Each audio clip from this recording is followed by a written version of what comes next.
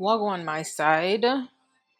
Um, so I wanted to do a sit down video, but I feel like given a topic, I feel it's best for me to be doing something because it's gonna be very emotional for me. So if you guys want to hear the story about what happened to my brother, hit that like button, drop a comment, subscribe to my channel. Let's get into it. I'm gonna turn this music off.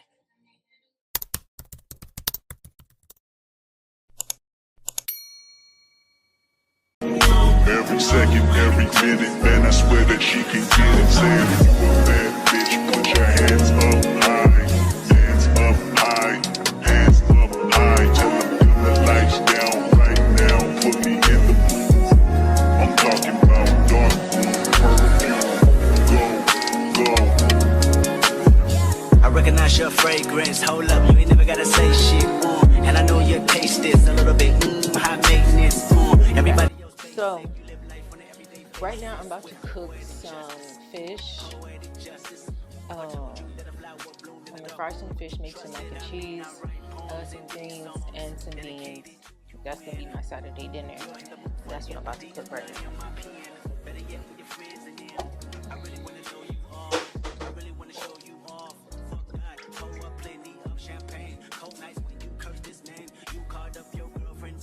Should have got more oil, but I'm gonna just work.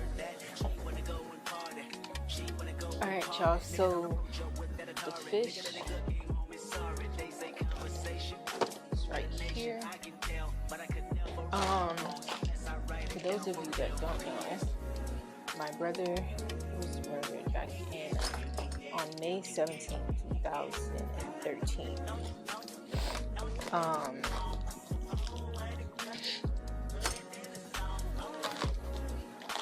Bear with me. I'm really trying to get through this video because I'm already emotional and my brother's that soft spot for me. Some people do know the full story, not everyone knows the full story, and I want to get through this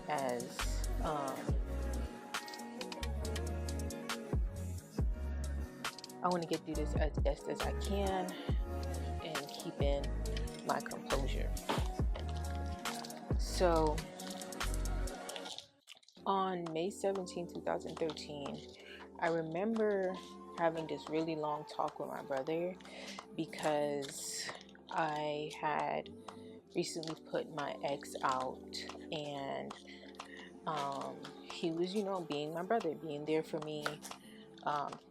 We were trying to uplift each other because he was going through his own thing, being back home in Jamaica, and I was just like, brother, I'm gonna be okay. This is not my first heartbreak. It won't be my last heartbreak. And I remember him begging me for my ex's number. And I was just like, he doesn't answer unknown numbers. Like, it's gonna be pointless. He's gone. We're gonna get a divorce. I'm moving on with my life. You know what I'm saying? He was upset for him cheating on me and getting this girl pregnant and all the things. My brother was very protective of me. He cherished me like through and through.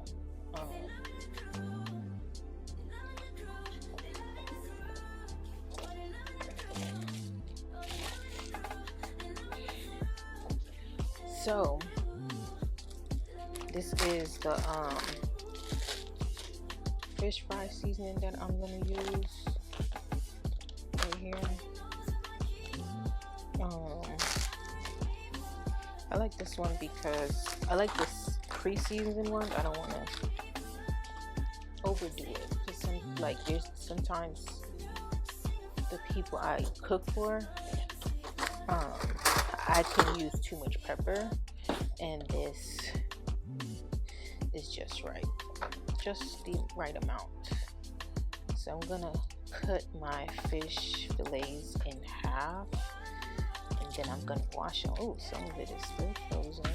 No bueno, but we're gonna wash that off and adjust.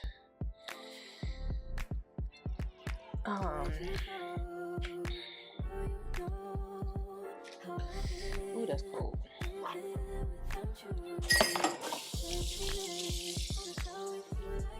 So like I said, my brother and I had this really long conversation,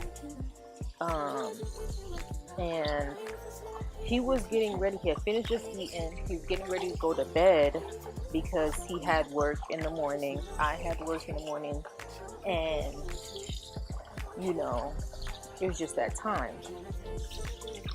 So I remember him telling me, hey, you know, I'm gonna get ready for bed, I'm gonna shower, whatever. And I told him, me too, and then I'm gonna go to sleep because, you know, that time I was working really early hours and whatever. I remember telling him I love him. I remember him telling me he loved me, and we were supposed to be talking the following day because he knew I was just not okay and I was just trying to be brave and strong and all the things. Alright, fish is washed off. Wash it again.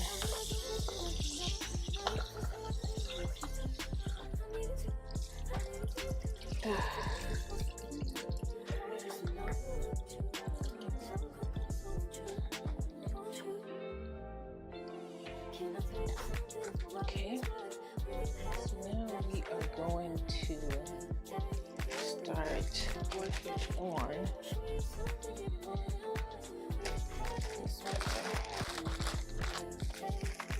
I drained off as much water as I could.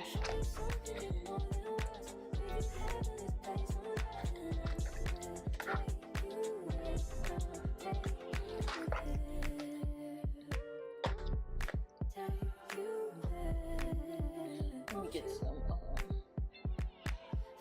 paper towels to see what this water out of these, because I'm not trying to have this thing pop in me. But anyway, so went to sleep, fell asleep, and I got woken up out my sleep by my aunt that lives in New York. My aunt Vicky.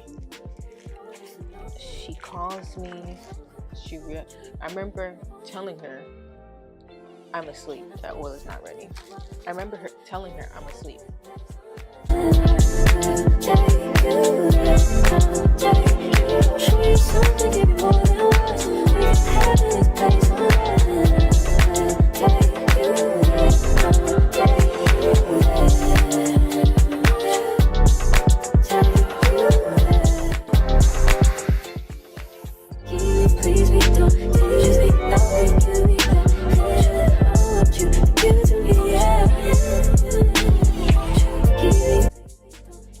I remember talking to my aunt, telling her I'm asleep and I'm gonna call her back tomorrow because it was nighttime in New Mexico.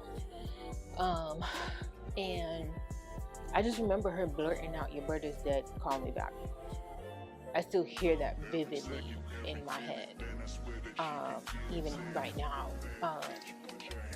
It was just really cutthroat, really to the point, and I think I hung up and just went back to sleep.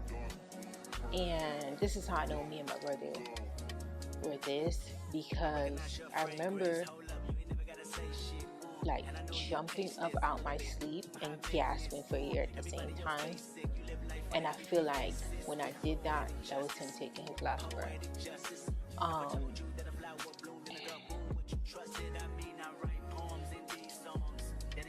And once I got up, I looked at my phone and I saw that it wasn't a dream. My aunt did call me, and I called her back and I said, what did we just talk about? She's like, I'm sorry, but your brother got shot. I said, that's not possible because I just talked to him. Like, we just got off the phone. Like, he was the call before you. That's not possible. I don't know who's lying to you, but that's not possible. She said, I wish I was lying, but you know, I said, I can't remember if I called my grandma or his phone, but I did one or the other, but he wasn't ringing. He wasn't answering. Then I got my grandma on the phone, and she was hysterical, and I was just like, I was in shock, because I was just like, that's not possible.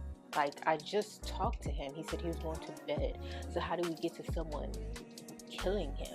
You know, like, he was inside the house. That's not, like, what are we talking about? For real. So once I heard my grandma, I said, oh, I said, my mom, where's my mom? I flung my apartment door open, and I run to her room. She's not there. I flung the front room open. Her car's not there. And I started panicking.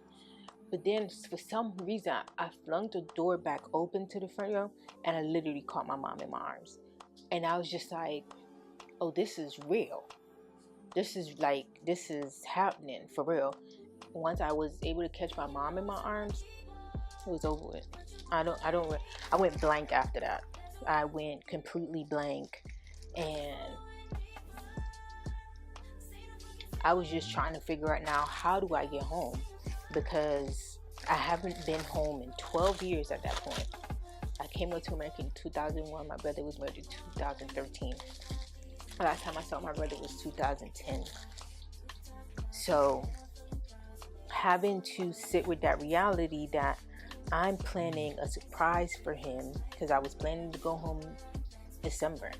My brother just had a son and all the things, right? It's been long overdue, and it's just like, it's time. It was time for us to see each other again. And I'm just like trying to understand. Just give me a second, y'all.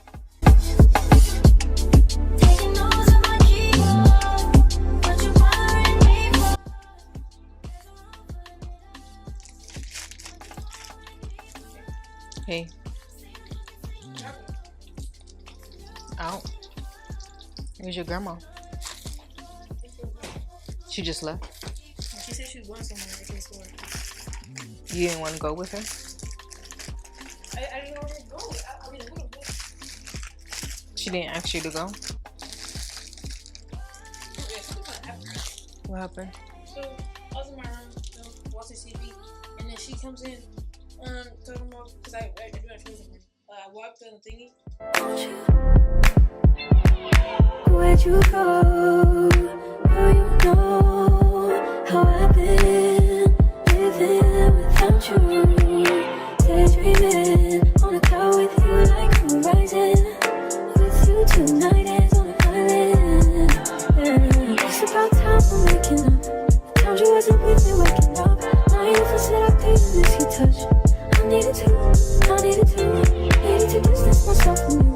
I was just in love with you. So come close, won't you? Can I tell you something for what it's worth? We've had it place on nothing. Take you there, I'll take you. Show you something, give you more than words. We've had it place on nothing. Take you there, I'll take you there. Take you there, won't you? Fill me up till my cup's overflowing. I'm so anxious just to feel the silence. It's so quiet, but I hear you saying to me, baby. It's about time we're making up time. The times you wasn't with me waking up. Now you never said I couldn't you touch. I needed to distance myself from you. I was just alone with you. So come close, won't you? Can I tell you something for what it's worth? We've had it, that's all.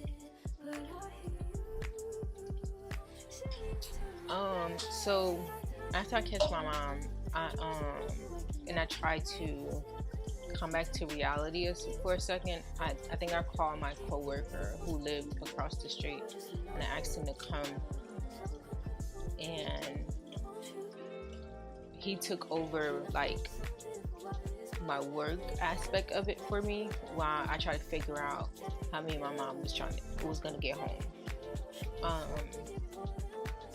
Because that wasn't like a question.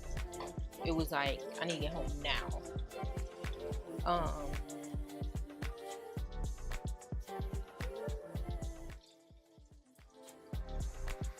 I remember having to call and deal with Red Cross to like prove this was really happening, and because I was in the military at the time, so like they had to talk to my leadership and send paperwork and all this stuff, and it was a lot, because that's when my family found out that I was married. None of my family back home knew. The only people family wise that knew was my mom and my brother. So I had to balance that information, but I also knew that it wasn't relevant because I was also getting divorced. But right now my brother was my priority.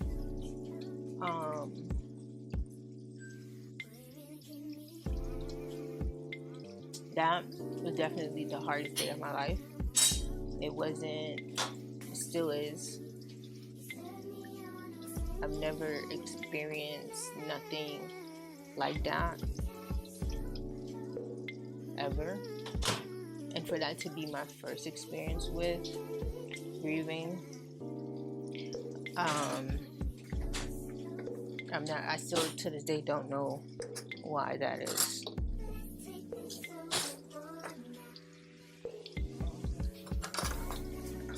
So probably at this point it's like, well, why? There's several narratives out there and several stories out there, and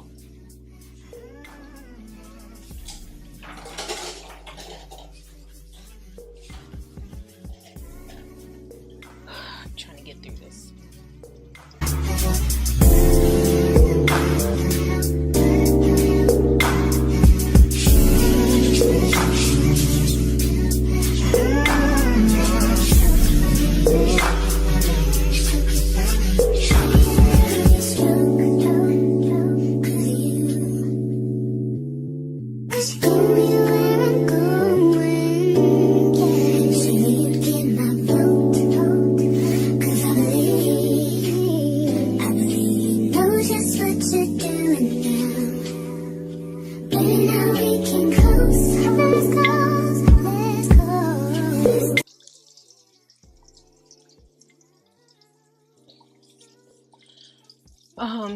Some of the narratives is that one story that I was told was that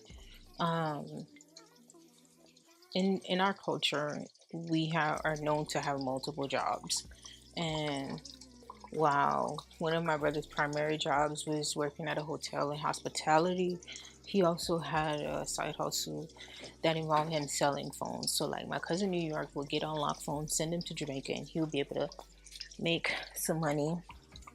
And at that time, he received a sidekick to sell. This particular gentleman did not believe that my brother sold the sidekick, and he was trying to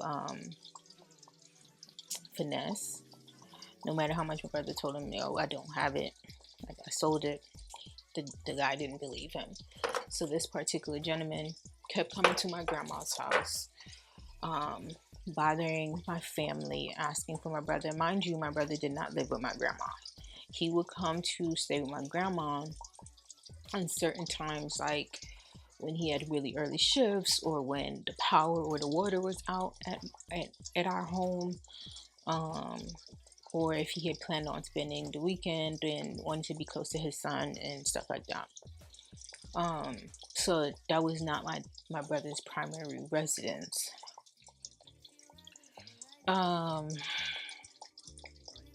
So this person comes and is checking my grandma's house several times for my brother, and then my aunt, my grandma, kept telling him, "Yo, Adrian doesn't live here. Like, he doesn't live here."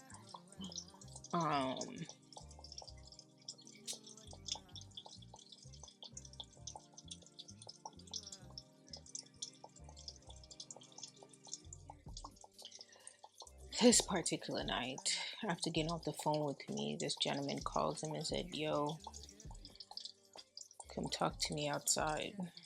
Of course, this is someone he's known, so he's not thinking this person's about to kill me. But our rule was that to not deal with people at night. But my brother let his guard down because he thought this was somebody he knew.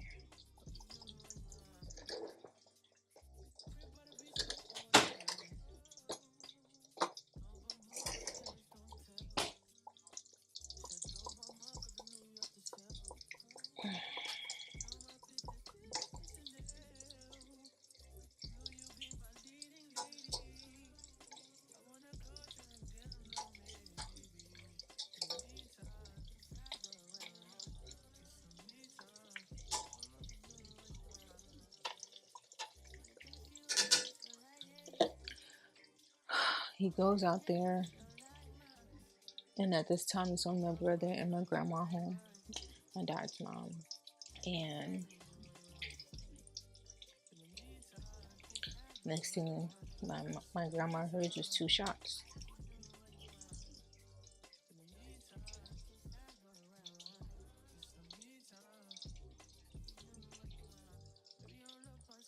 Two shots.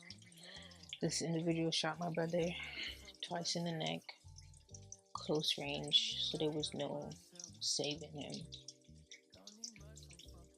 There's no saving him. Could have bought him time if people knew CPR and knew to apply pressure, but your throat doesn't have support. So this person, I feel, just went with the intent to take my brother's life. Like, there's no question about it. When I got home, I did watch the video of my brother's last moments because our neighbor's son recorded it, and I watched it. And that video replays often in my head.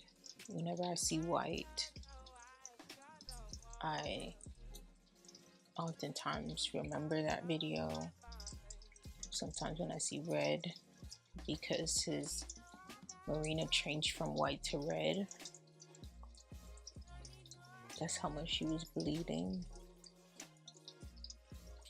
And because he was in shock, he got up and tried to walk out to the main street.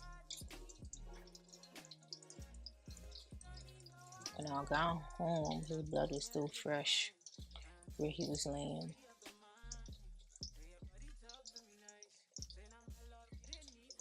I remember just standing there.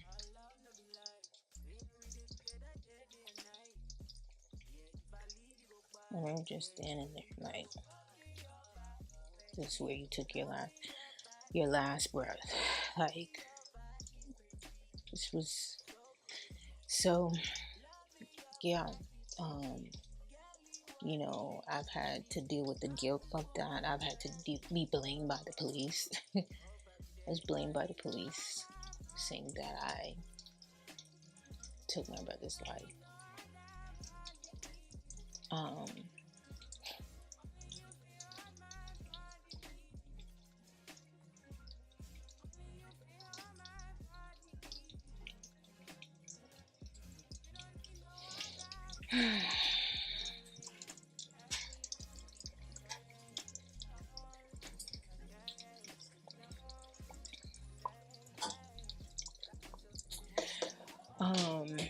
So we're now coming up for 13 years, and it hasn't been easy. It's quite difficult. As you can see, his son is here. alive in the flesh. Antoine was 11 months when his dad was murdered.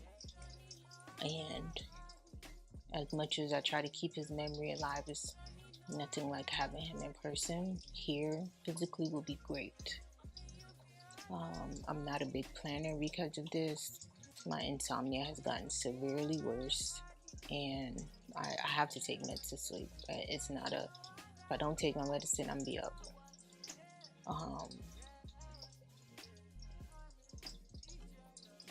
When I care about you and I love you, I have to, I'm adamant about letting you know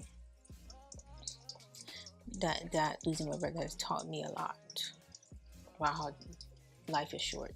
The time you have with people is short. Everybody's in your life for a reason and a season. I'm proud of myself for getting through this video. Lord knows. Because if I did a sit down video, child, I would have to do this video about 10 times. But to my brother, thank you.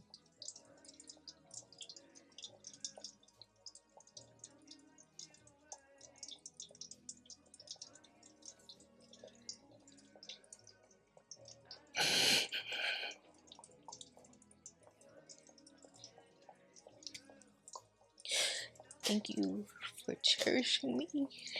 Thank you for naming me. Thank you for supporting me. Thank you for loving me.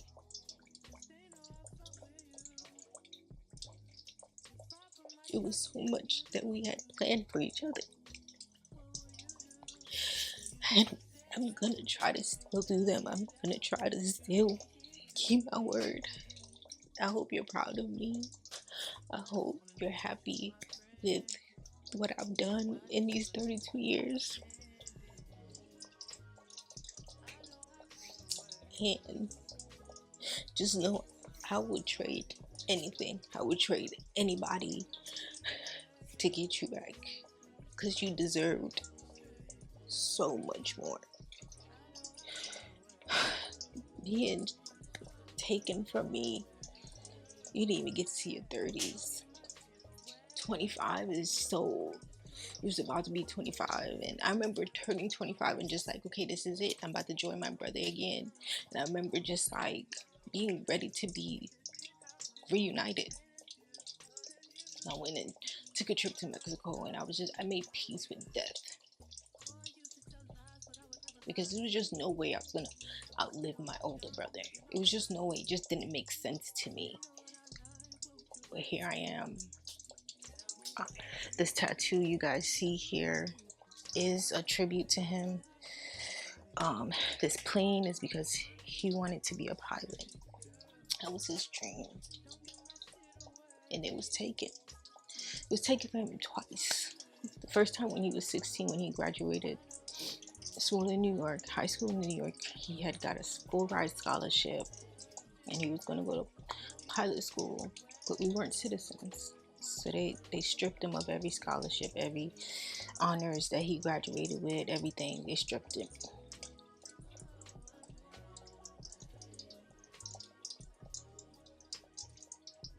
Life can be so unfair and so unpredictable.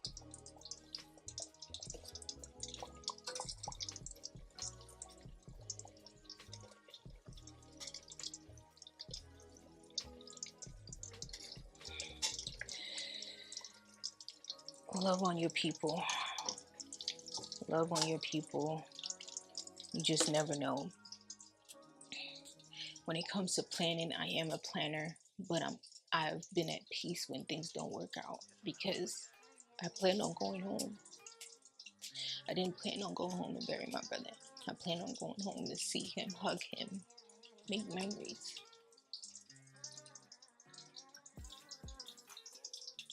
But it's okay.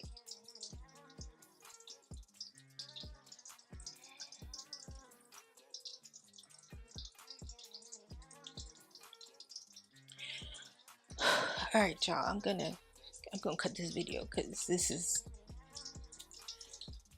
don't forget to hit that like button. drop a comment, subscribe to my channel.